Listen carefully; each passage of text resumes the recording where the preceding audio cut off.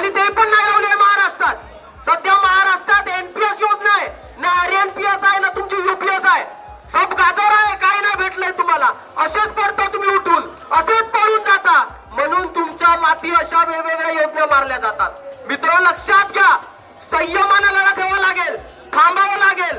तुम लढो हम कपडे सांभाळतो म्हणून चालणार नाही.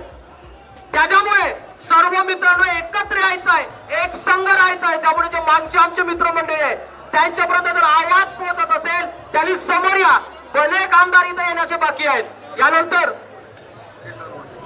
आपल्या महाराष्ट्र राज्य पुरोगामी प्राथमिक शिक्षक समितीचे राज्य सरचिटणीस सन्माननीय हरीशभाऊ ससानकर सर हे आपल्याला संबोधित करतील. धन्यवाद सुनील दादा.